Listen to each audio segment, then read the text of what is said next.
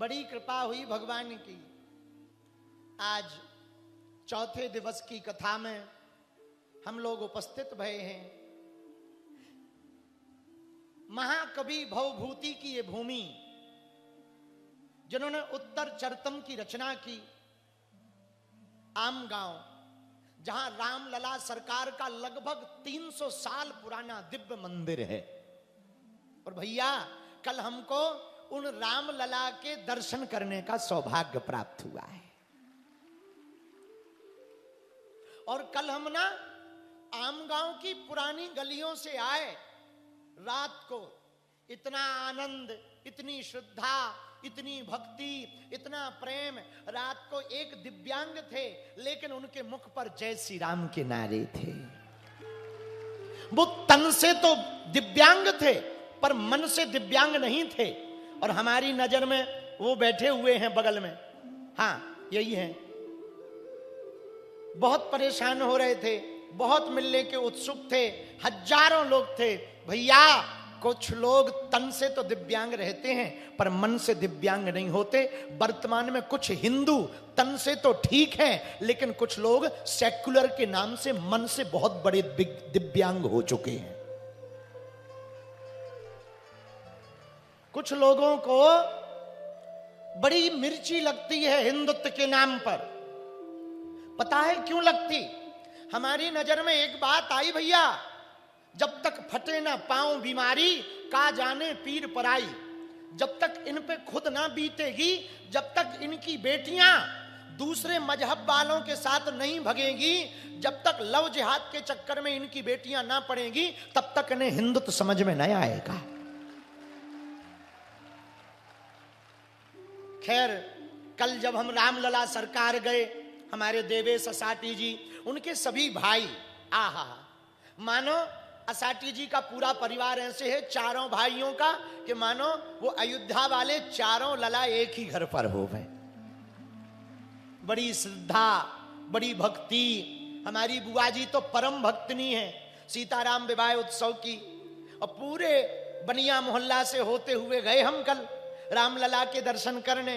बड़े प्यारे से रामलला हैं, छोटे से रामलला हैं। हमने एक बात कही, 3 जगह राम जी राजा के रूप में बैठे हैं। अयोध्या में राम राजा, ओरछा में राम राजा, और आमगांव में भी राम राजा।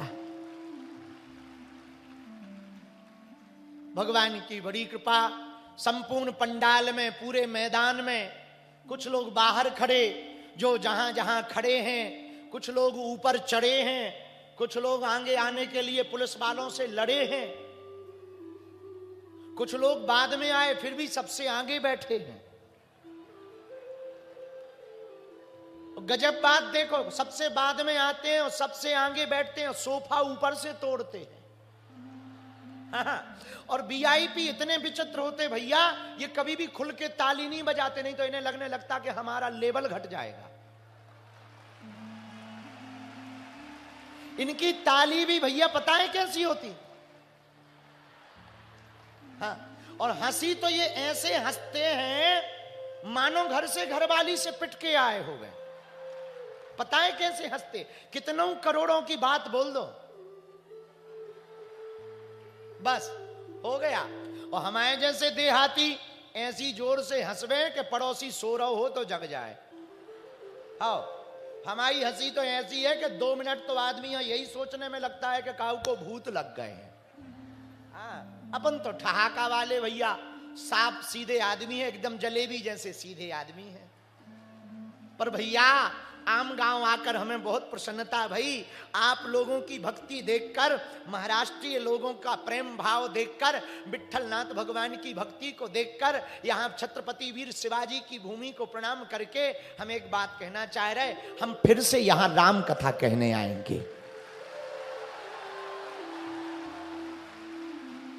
और आएंगे तभी जब अगली बार कम से कम 100 हिंदू घर वापसी की तैयारी करेंगे।